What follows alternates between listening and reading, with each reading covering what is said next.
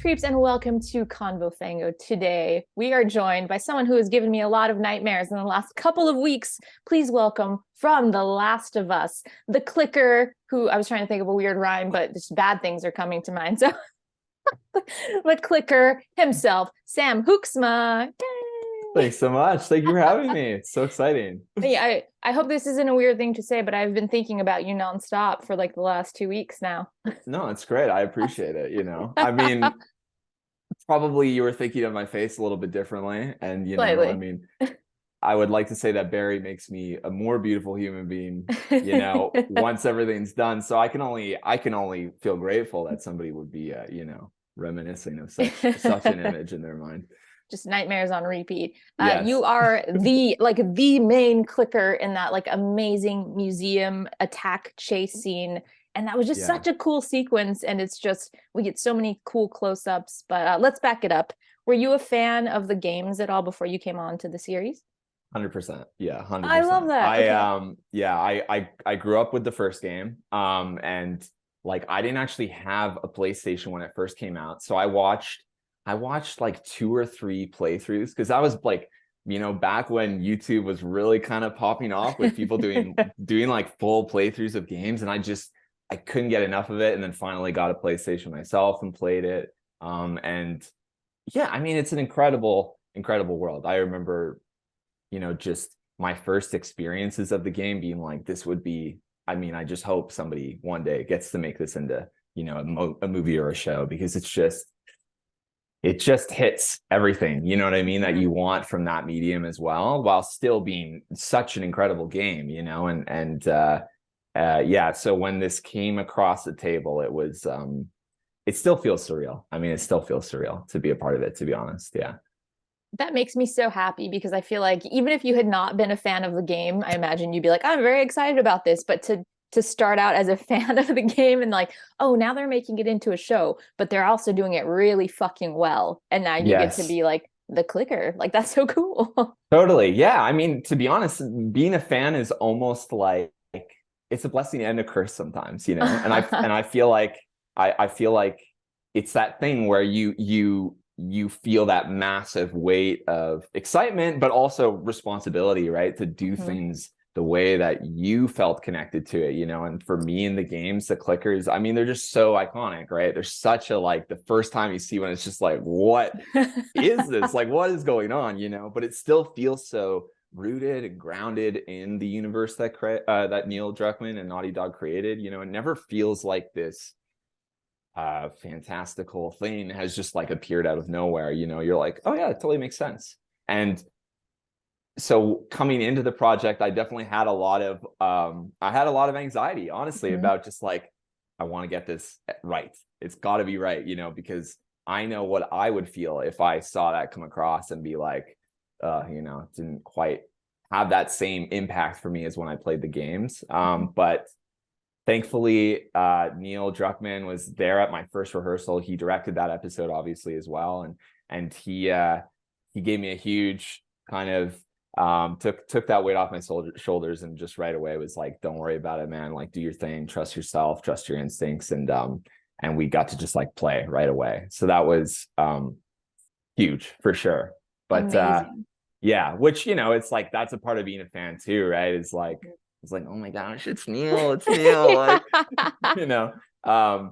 but yeah, it's like I said, it's surreal for sure. You just kind of described my job like every day, where I'm like, I'm a total nerd for this stuff, but it's also my job. But also inside, I'm like, hi, just so you know, I'm a total nerd for you. It feels like criminal on some level. You know what I mean? Like being on set, or like what you just described, it's like you're just waiting for like somebody to scale down the window and be like, and you'd be like, yeah, you're right. Like, I guess I have to go to jail for this. Like, I don't know what, but like, there's no way that somebody should be able to like make an honest living doing this. Like, this is unreal. Yeah, it's fine, take me away. I like how yours is very like Mission Impossible version, where people are like coming down from the ceiling. Like my version, like in my head, in my fan fiction, it's the vaudeville hook comes out and like yanks me off, and I'm like, well, it was a good run, thank you. And you do the like double take kind of like behind the curtain, and it pulls you back. Yeah, with sound effects like yes. How much did the game inform your movements as a clicker, and then how much of it was you being like, okay, I'm an actual human person who has to now embody this, you know? Yeah, for sure. The second game definitely informed me a lot. I think there's a bit of a transition in terms of the first and second game in how they move. I think in the second game it's really fleshed out, and so I like turned on OBS, like it's a recording software on my computer, and I would like just record sequences while playing the second game, just like watching them when they were alert versus like just kind of in a neutral walking or whatever, and just try and capture them in each sort of state of being or mode, I guess. And did my best to, like replicate that, but obviously, you want it to feel true, you want it to feel real. And so I think there was a bit of like taking what was already established, and then for sure the world that like Craig and Neil have created with the show is like, it just kind of cranks everything up a whole another level, right? Because it's like you're really in there. And then the prosthetic pieces of Barry Gower and his team are just unbelievable. Truly unbelievable, like legendary, amazing work that they're all doing. It's like, well, it's not like I just put all that on and I walk on the set and I just kind of do my best imitation. I have to like meet them halfway, and try and find, okay, this is what we see in the game, but how is this logically rooted in a human body? What causes this to happen, and so I tried to study about like the actual Orpheocordyceps, and look at the behavior of carpenter ants that they typically infect, and looked at other sort of symbiotic relationships in the animal kingdom, and just watching the different ways that like animals interact with their world when they are being not totally in their own control for whatever reason or another. And yeah, just tried to really root that in my own body, in the body of a human, and figure out, okay, what makes sense, what maybe do I have to tweak a little bit, you know what I mean, for it to feel right for me. But I'm going to be honest, like it's all there. And the more I kind of like learned about different medical conditions and kind of like started to try and map things all together in my little actor head, I was just like, wow, like Naughty Dog and Neil, like they it's all here already, and I just get to kind of like mine for gold, you know what I mean, and like just chip away. So studying different neurological conditions that affect the cerebellum, which is responsible for our coordination skills and our ability to balance and move and perform like very delicate tasks, such as like putting a button through a shirt or anything like that, how different neurological conditions can affect all of that. And it's crazy. Like if you look at something like ataxia, which is a medical condition, you start to see like, oh, that's kind of like a foundation for this type of movement. And so I just kind of, this is a long answer, but this is sort of how my brain works as an actor. It's like, you take these paints and you just try and kind of blend them all together, until it feels like it's rooted in something truthful and honest, and something that we can look at and identify and feel like, yeah, that feels plausible for a human being to do, while also, I guess, appearing kind of grotesque and painful, you know what I mean, at the same time. Right. But that's where so much of the fear comes from, I think, also, is watching this, because I'm like, it doesn't feel so fantastical that it's like, this could never happen in a million billion years. It's like, is it fantasy? Yeah, sure. But there's also the core pieces of it are anchored in reality, and that's what makes it fucking terrifying, because you're like, there's a piece in my brain that's like, well, it's not totally impossible, and that's why it's scary. 100%, yeah. And our brains are really good at inhibiting us from doing things that would cause us pain, right? We're really, really good at trying to minimize that as much as possible. And that was another kind of interesting piece of being like, well, what happens if you try and turn that off as a human being, you know, because this isn't the fungus doesn't have the same concerns as a human being would, you know. I think like Nana in the first episode, you know, of her like rushing out of the house and kind of like that trip, right? It's like that feels so kind of on the money to me, you know. It's like, how does a human behave when they don't have those inhibitors and they're just kind of like functioning on this different level that is truly something we're all capable of? It's just we would never let our hopefully we would not let ourselves do that, you know.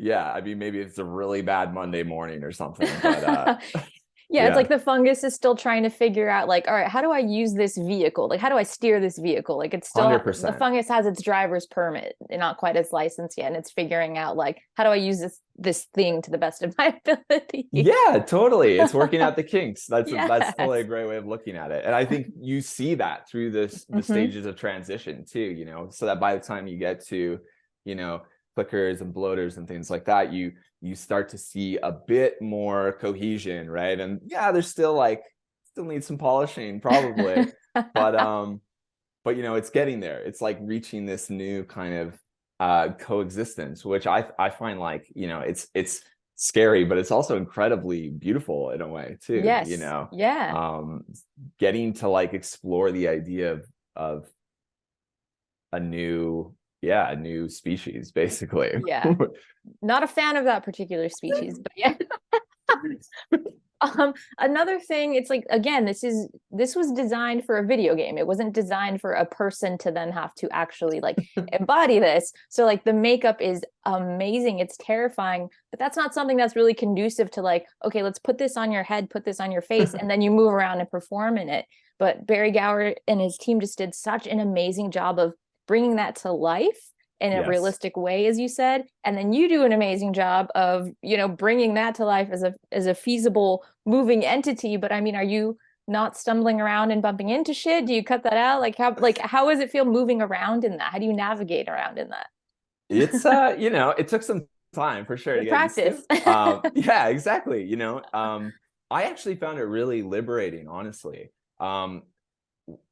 Originally, it's like, I think it's easy to look at stuff like prosthetics as a kind of obstacle or whatever, but with this specific kind of character and the nature of the movement already feeling quite, you know, out of sync in some way, and not just not very harmonious in its execution, the prosthetics really kind of helped, like, just further unlock that for me. I can't see a ton when everything's on, you know, like I can still see, but it's definitely my scope is a lot more kind of tunneled. And that really helped, honestly. It made me feel like I was just in this like head case, you know, which is kind of, I imagine, what maybe the beginnings of the infection would feel like, you know, like you're starting to be withdrawn from an identity that you would relate to normally, you know. And so there's this kind of like natural jarring thing that happens once you've got everything on, that just like allowed me to just go crazy, you know what I mean? And I'm not, you know, it's like sometimes you could feel like on sets you're like, oh my gosh, what am I doing, you know, this is like this is ridiculous, like, but when you've got everything on, it's kind of like I just got to like stay there in a way. You know what I mean? It's like even when the camera's off, I'm still there, kind of occupying a space that feels very different and withdrawn. And so yeah, it really felt actually like the opposite of an obstacle, you know. It really felt like it catalyzed, and the more I was able to just kind of like trust that, and trust the kind of blind spots, so to speak, that these pieces gave me, it just like it made me feel like I could fly at that point, and just Amazing. I'm like, in my yeah. fungus case now, and I Yeah, am the totally. clicker. Yeah, that's Totally. cool. Yeah. And even just the way, when you're on set and you've got everything on, the way that people look at you is totally different. You know what I mean? Yeah. Like the first time I met Pedro and Bella and Anna was like that. I think we had I think we had a rehearsal before we shot with them.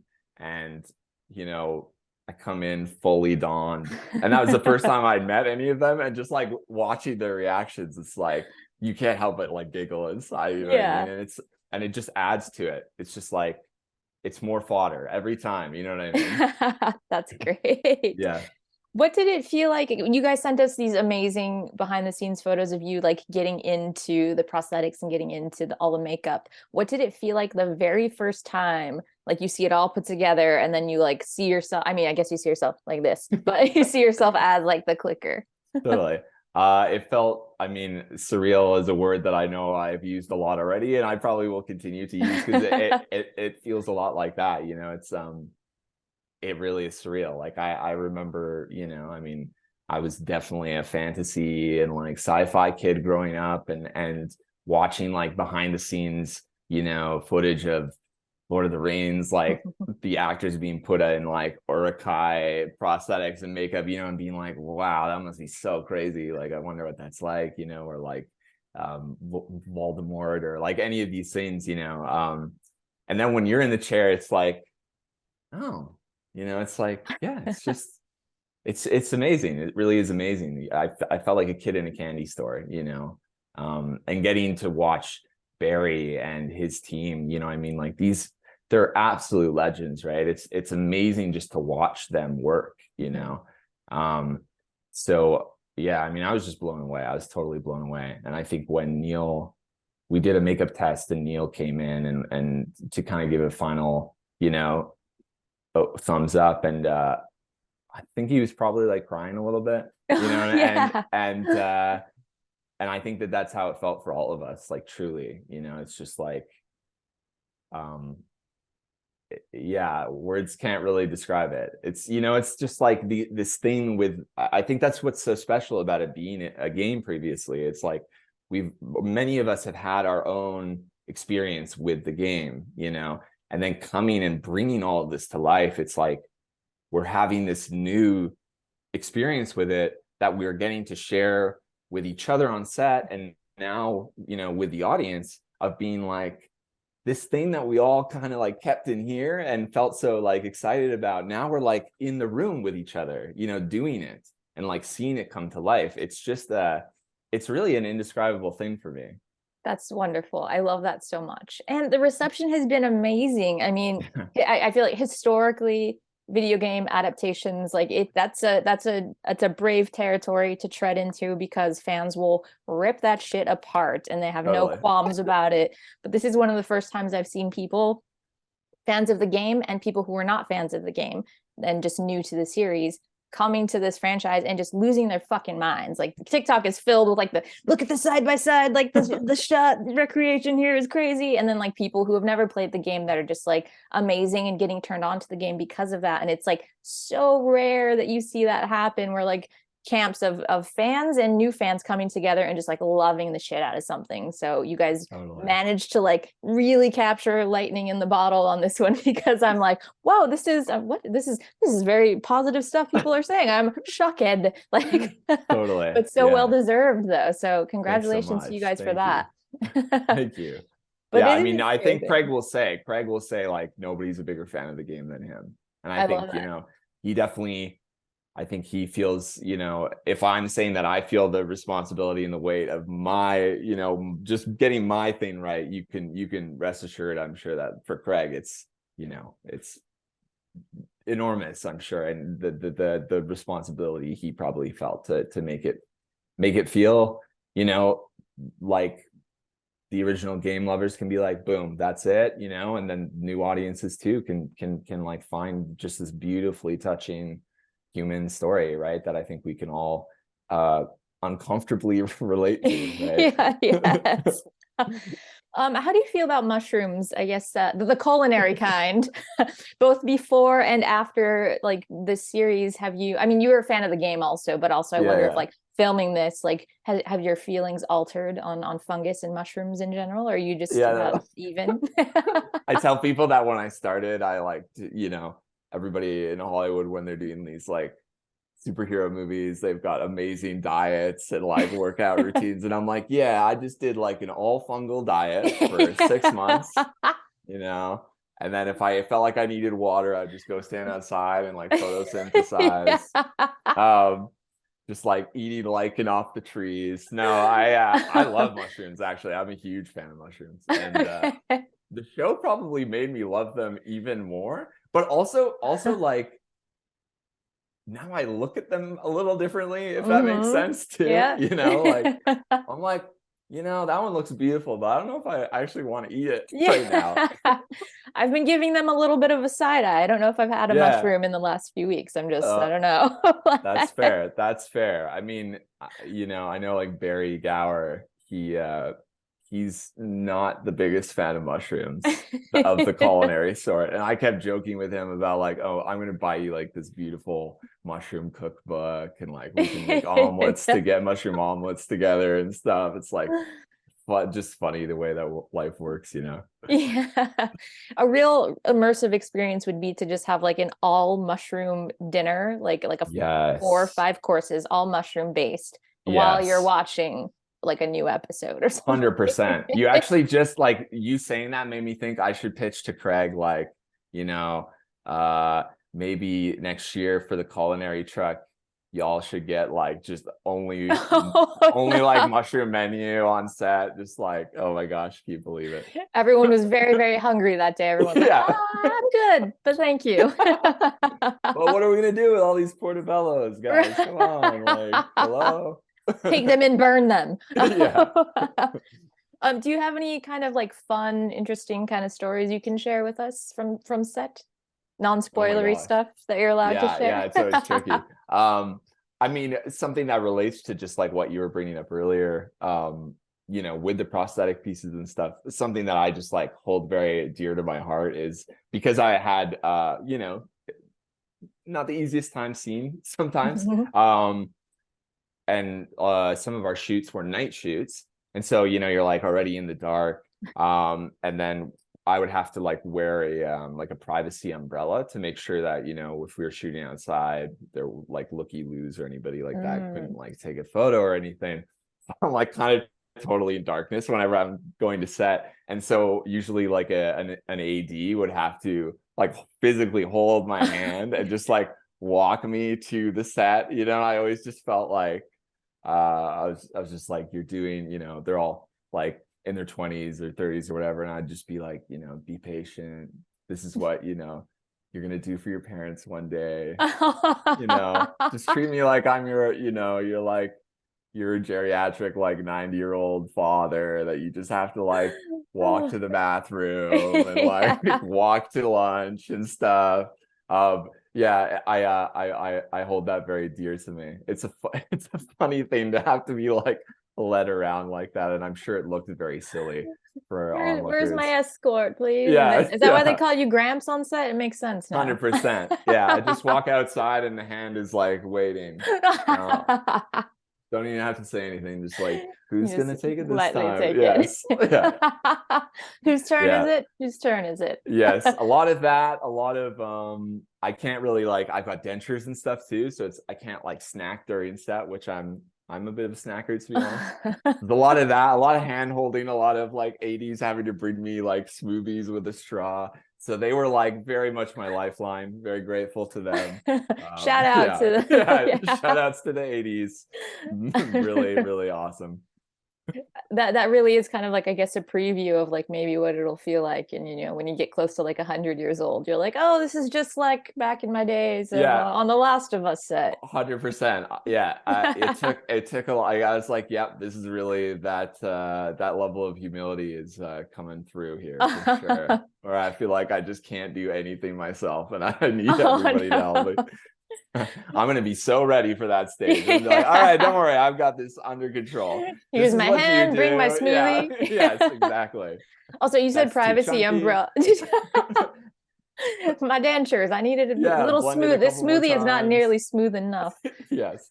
You said privacy umbrella, and I'm just picturing you in like a little, like the Pope bubble, but it's like Yes. but it's covered with like a cloth or something. For Totally. season 2, get a clicker bubble for this man. Yeah. Can you imagine? That'd Little be so good. clicker mobile or whatever. Yeah. Yeah. I won't name names, but I will say that I had a full-grown adult confess to me that they were afraid that there was maybe a clicker like hiding in the bushes in the wee hours of the morning after watching that museum episode. And I Oh was my like, gosh. I was laughing, but I was also like, but I get it. So I can't make fun of you too much because I don't want to go like walk my dog after watching an episode. Like I'm a little bit too scared to. Totally. Just tell, you can tell them from me, you'll always hear the sound first. Okay. You know. Yeah. You Pro only tip. have to be alert if you hear the sound, then okay, you know. Then you need to shit your pants and run, Yes, but otherwise you're totally. fine. It's good. Or you can try, you know, if you feel like maybe you've got that guttural voice somewhere in there, you can try communicating, and maybe you'll have, you know, a blossoming new friendship. Okay, can I hear your best clicker impression? Oh my gosh. I could do it. I'm a little. You have to close your eyes. You have to close your eyes. Okay. Okay. I have to open my eyes because I don't like it. That's all I'll do. That was good. All right. It's fun. It's a lot.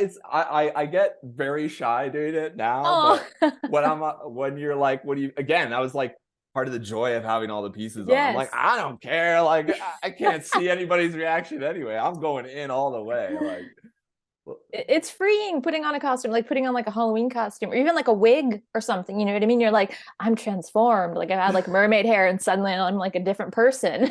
Totally. It's like, yeah, 100%. I get it. So I'll try on your clicker outfit and I'll see like the best sound that I can make. We'll see. Please do. Halloween's not too far away. I mean, you can take a few months to prep and I find it's easier on an inhale than an exhale. That's my pro tip. Okay. All right. I'm gonna work on that. It's almost like if you've heard like if you like screamo music or whatever, it's kind of like that almost, you know. That is how I do my screamo screams. Boom, there you go. Yeah. Yes. Channel your like inner hardcore 16-year-old kid just like throwing down at the show. You're in that never went away. I still am that kid. Awesome. I didn't grow out of it. It's not a phase, Mom. You'll do fine. You'll nail it. Amazing. This was so much fun. Do you have anything else that you want to share with us before we go? Anything I didn't ask you about that you're like, fuck, why didn't you ask me this? No, just like, again, I mean, it's just so amazing to see the reactions from people and you know, I mean, I can only speak for myself, obviously, but just so much love for everybody that's tuning in and watching the show and going on this ride with us. It's, you know, from the bottom of my heart, it's an absolute dream and joy and truly an honor to be able to share it with everyone. So, you know, a big thank you to everybody that's coming on the ride with us. And from all of us, I will speak collectively for everyone watching. Please do. Thank you. It's been an absolute fucking nightmare. And thank you for that. My pleasure.